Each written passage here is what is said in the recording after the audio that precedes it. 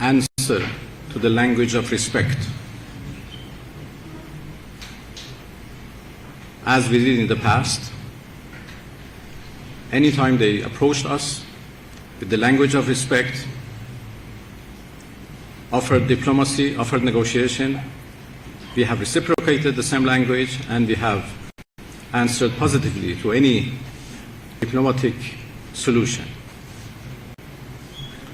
Now, after 40 days of war, when the US became hopeless of achieving any goal in their aggression against Iran, they offered negotiation.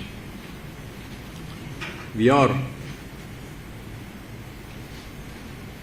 interested in negotiation, but only if the other side is serious and is in line of real negotiations. We have no trust to Americans. This is a fact, and this is the main obstacle in the way of any diplomatic effort. I think all of you know that we have every reason not to trust Americans, while they have no reason not to trust us. In 2015, we made a nuclear deal with Americans, together with other members of the Security Council and Germany, the so-called P5+1. We negotiated for more than 2 years, almost 2.5 years, and we came to a very good deal, and the whole world celebrated that as an achievement of diplomacy. But only 1 year after it was concluded, the new US administration, which was the first term of Trump administration, withdrew from that deal with no justification, with no reason, while Iran was fully committed to all of its obligations in that deal, which is known as JCPOA. And then in 2025, in June, again, we entered into negotiation with them. After 5 rounds of negotiation, they decided to attack us. And we had 12 days of war in last year. This year again, they offered negotiation, and we had 3 rounds of negotiations, first in Muscat and then 2 times in Geneva. The last round was on 26 February, and the Omani foreign minister, my dear friend Badr al-Busaidi, who mediated those negotiations, he posted a tweet and said that we made significant progress. I'm sure you have seen his tweet.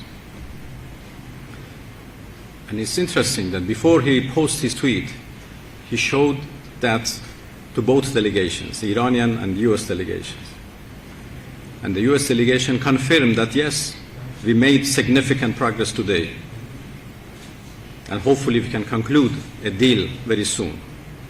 But only 2 days after, on 28 February, they made an aggression, together with Israelis, against my people.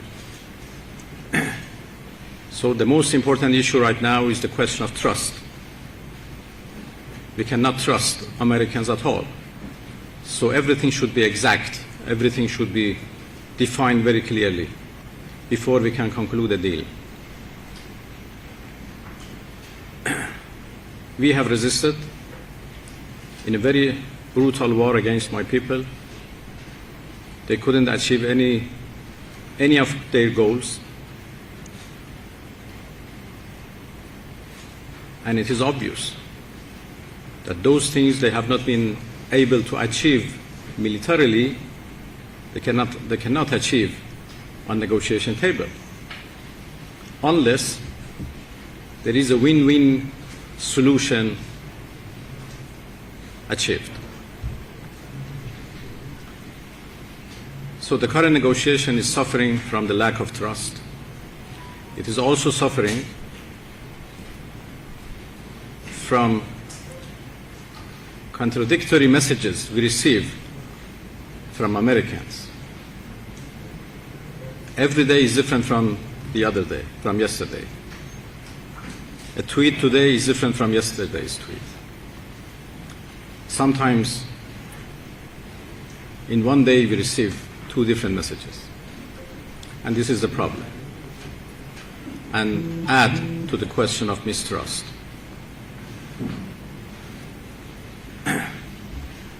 We know that there are also some spoilers who try to derail diplomacy. It's a fact. The warmongers who want to drag the US again into another war. I hope that wisdom and diplomacy would finally prevail and we go in line of diplomacy to find a negotiated solution. There is no solution but a negotiated one. It's a fact. So with these brief comments, I am available for any question.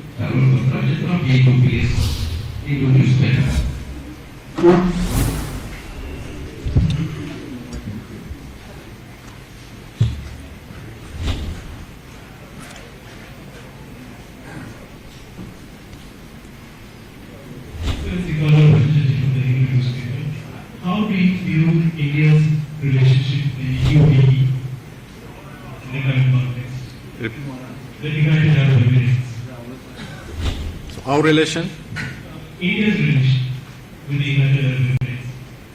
So what is the question? How do you view it? Given the fact that very close. Well, the voice is not very good, so India has relations with so many countries, and this is actually related to India to decide for its relations.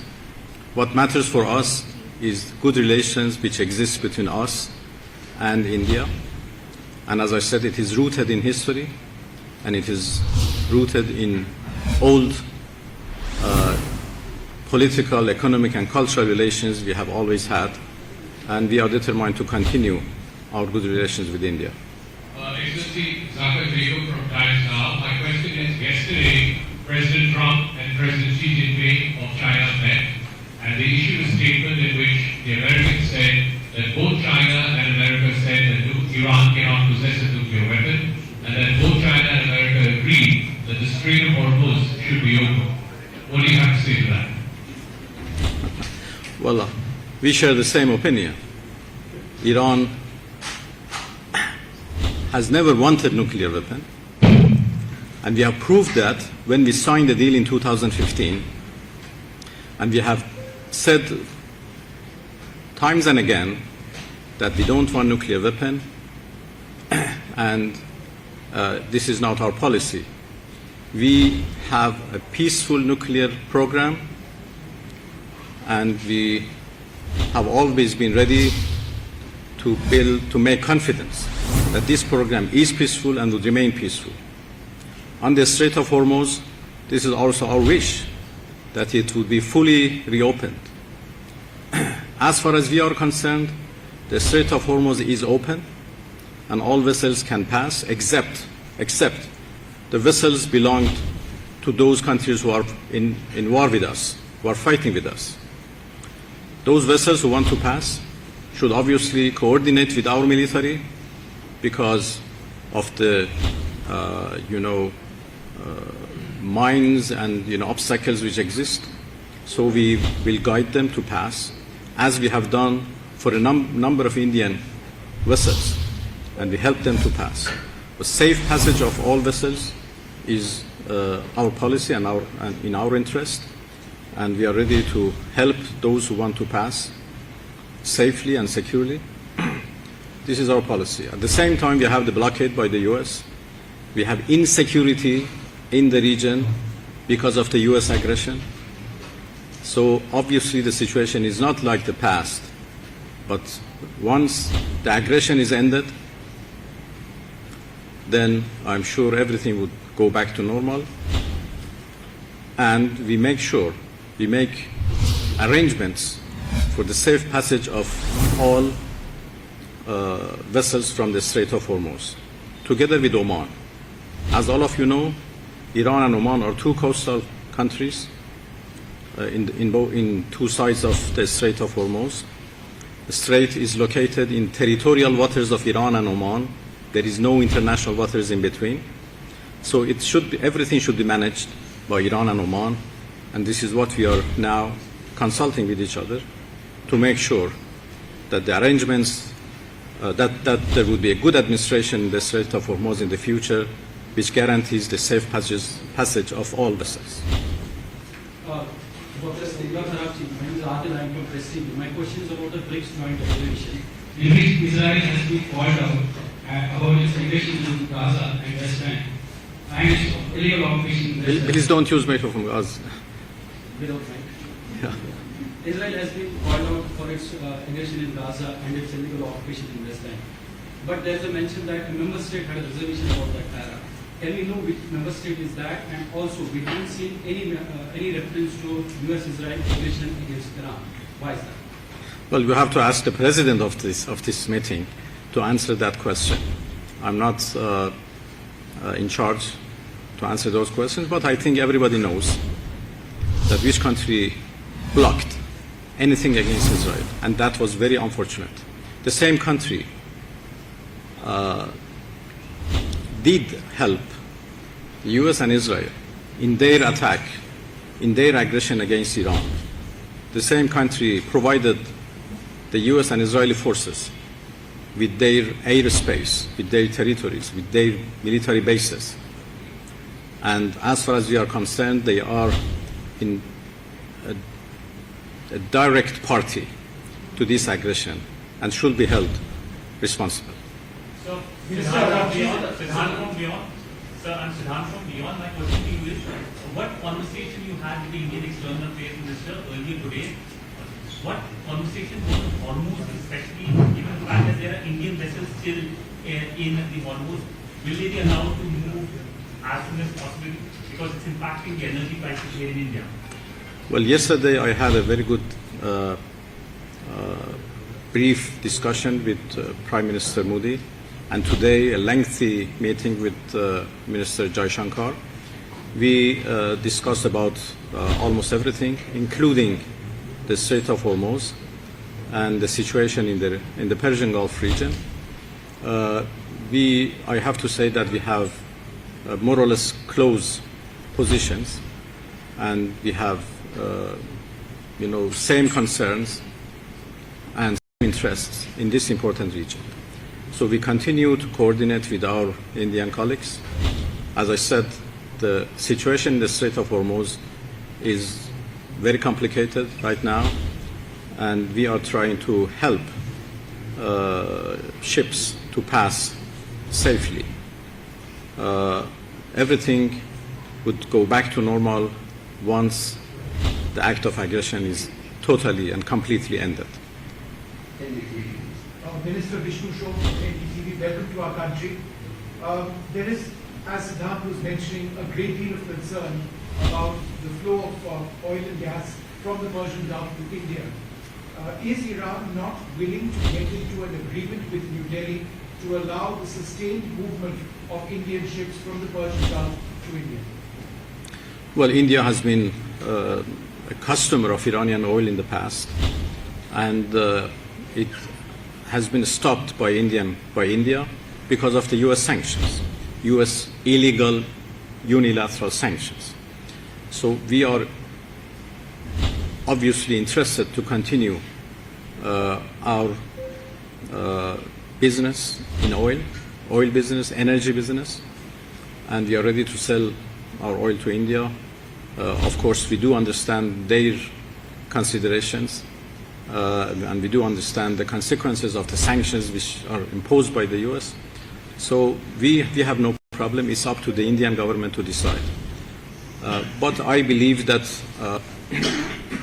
once the sanctions are lifted, we will immediately go back to the same volume of trade that we had with each other. You know, before those sanctions, we used to have more than $20 billion of business and trade with India. Now it is much smaller, but it's still in billions of dollars.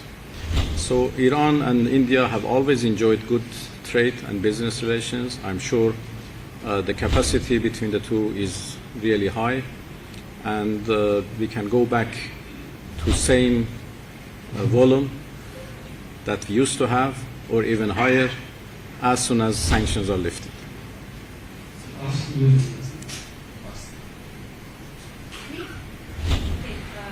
Thank you. I'm Elena from Task Force Agency. Sir, yesterday you met your Russian counterpart, Mr. Lavrov.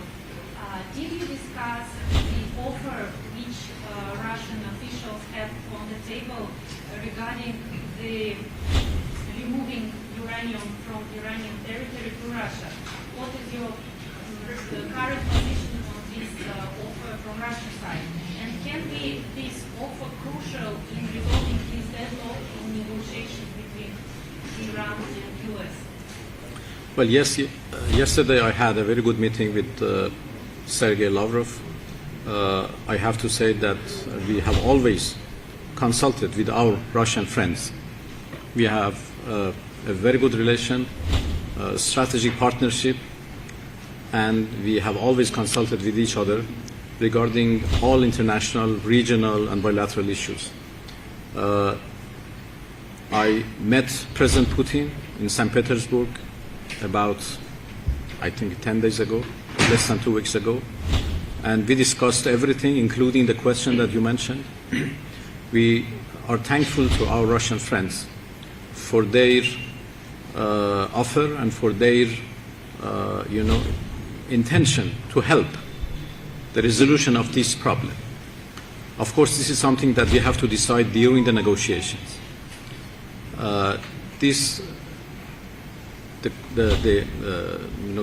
subject of our enriched material is a very complicated one, and we have now come to the conclusion with Americans that since it is very difficult, we are almost in a deadlock on this particular question, let's postpone it to the later stages of our negotiations. So for the time being, it is not under discussion, it's not under negotiation, but we will come to that subject in later stages. And when we come to that stage, obviously we would have more consultations with Russia, and we see if the Russian offer can help or not. This is not something for the time being. Sir, Excellency, leaders from New Tech in India, you were also part of negotiation. My question to you is that what are the main issues preventing an end to the conflict between your country and USA? I think I already answered that question. The most important question is the question of mistrust, or the lack of trust from our side to Americans, and I explained the reasons of that mistrust. Another issue is, or another problem is as I said, contradictory messages, which has made us reluctant about the real intentions of Americans in these negotiations. We are in doubt about their seriousness, but the moment we feel that they are serious and they are ready for a fair and balanced deal, we certainly proceed in the course of negotiations.